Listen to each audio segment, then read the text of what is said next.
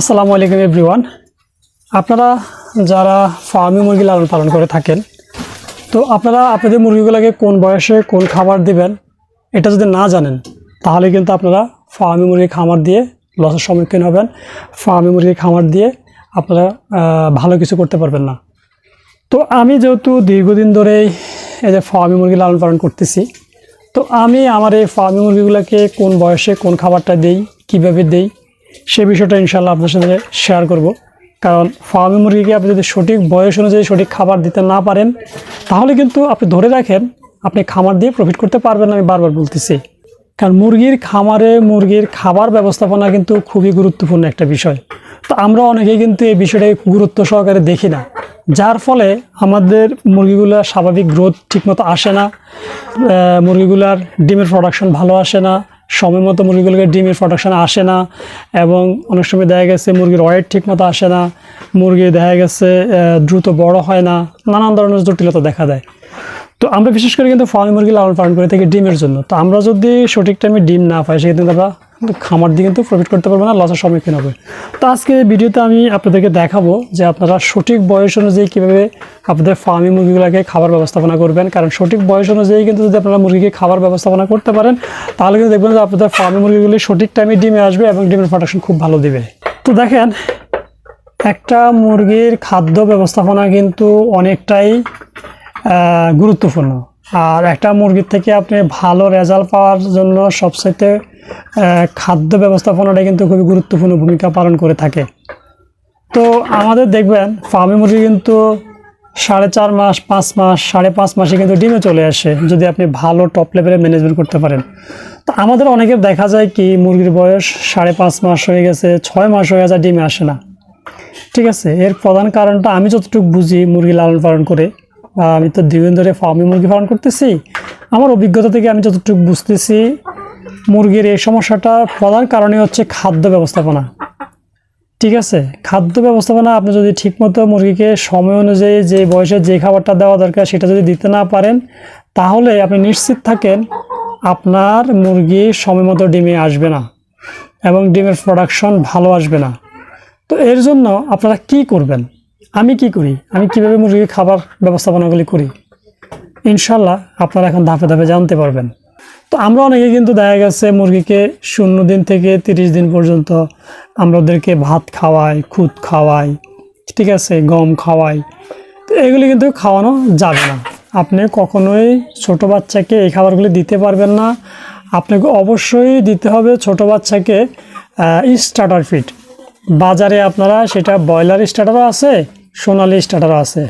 তো আপনারা আপনাদের সুবিধা মতো যে কোনো একটা স্টার্টার ফিড খাওয়াবেন। সেটা ব্রয়লার স্টার্টার খাওয়াতে পারেন, সোনালি স্টার্টার খাওয়াতে পারেন, কোনো সমস্যা নেই।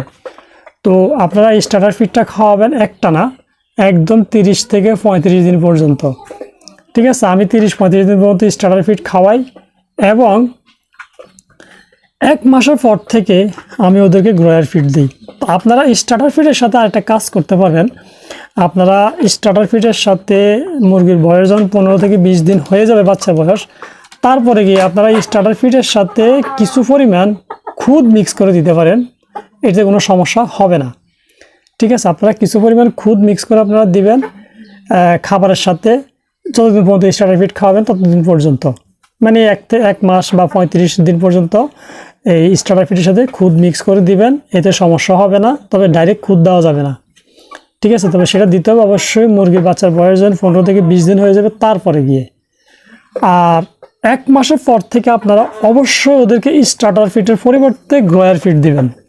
ঠিক আছে, আর গ্রয়ার ফিডটা দেওয়ার নিয়ম হচ্ছে আপনারা কখনো ডাইরেক্ট একসাথে গ্রয়ার ফিড দিবেন না,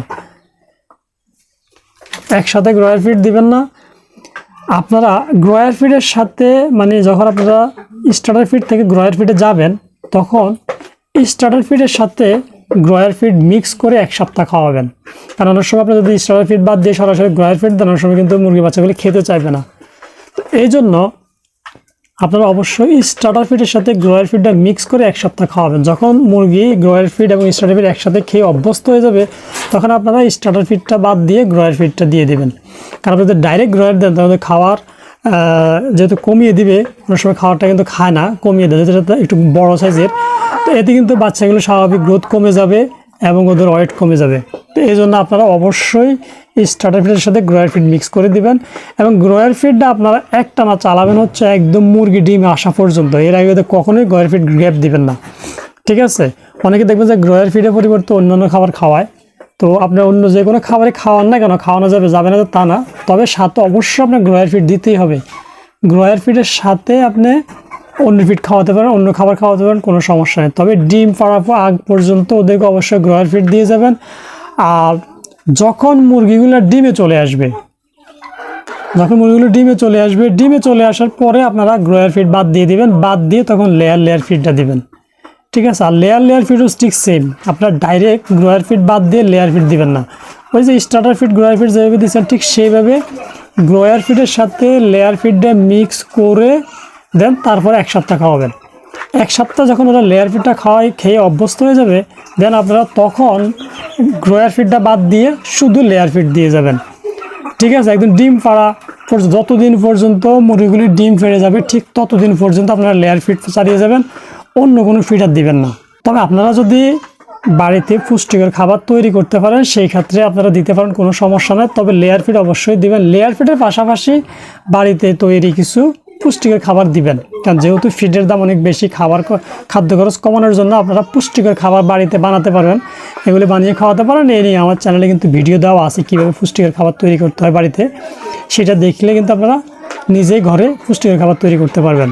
তো আপনারা ঠিক যদি 0 দিন থেকে ডিম পাড়া পর্যন্ত বা এইভাবে যদি আপনারা মুরগিগুলোকে লালন পালন করে আসেন, তাহলে আমি বলবো যে ইনশাল্লাহ আপনাদের মুরগিগুলো দেখবেন স্বাভাবিক টাইমে ডিমে আসবে এবং ওদের ডিমের প্রোডাকশন ভালো থাকবে। পাশাপাশি আলোর ব্যবস্থাপনা একটা গুরুত্বপূর্ণ বিষয় আছে। ডিম পাড়া মুরগিকে 16 ঘন্টা আলোতে রাখতে হয়, সাথে কিছু মেডিসিন আছে সেগুলি আপনার মুরগিগুলোকে খাওয়াতে হয়। এ নিয়েও বিভিন্ন আসলে এক ভিডিওতে এত কথা বলতে গেলে অনেক লং হয়ে যাবে। তো এ নিয়েও কিন্তু আমার ইউটিউব চ্যানেলে বিভিন্ন ভিডিও দেওয়া আছে, সেগুলো দেখে নিতে পারেন। তারপর আমি একটু সারমর্ম একটু বলে দিই, আপনারা ডিম পাড়া মুরগিগুলোকে অবশ্যই ডিম পাড়া যখন শুরু করবে তখন থেকে আপনারা ওদেরকে জিঙ্ক, ক্যালসিয়াম, ইসেল, AD3E এগুলি কিন্তু খাওয়াবেন খাবারের পাশাপাশি, কারণ ঠিক আছে। আর এর আগে তো আপনি বিভিন্ন মেডিসিন চলবেই, এগুলি নিয়ে আসলে বলতে এক ভিডিওতে সব বলতে গেলে অনেক লং হয়ে যাবে, সব বলা যাবে না। এই নিয়েও কিন্তু বিভিন্ন আমার চ্যানেলে বিভিন্ন ভিডিও দেওয়া আছে, আপনারা সেগুলো দেখে নিতে পারেন, তাহলে অনেক কিছু জানতে পারবেন। আর ডিম পাড়া শুরু করলে অবশ্যই এই মেডিসিনগুলি দিবেন, কন্টিনিউ চালিয়ে যাবেন। আর আপনি খাবারটা অবশ্যই পুষ্টিকর খাবার দেবেন। আপনি যত মেডিসিনে খাওয়ান, যদি পুষ্টিকর খাবার মুরগিকে না দিতে পারেন সেক্ষেত্রে কিন্তু মেডিসিন খাওয়াইও কিন্তু লাভ হবে না, ঠিক আছে? এই জন্য আপনি জিঙ্ক, ক্যালসিয়াম, ইসেল, AD3 এগুলো তো খাওয়াবেন, পাশাপাশি অবশ্যই লেয়ার ফিড চালিয়ে যাবেন, পুষ্টিকর খাবার খাওয়াবেন। তাহলেই দেখবেন যে ইনশাআল্লাহ আপনাদের মুরগিগুলোর প্রোডাকশন, ডিমের প্রোডাকশন খুবই ভালো থাকবে।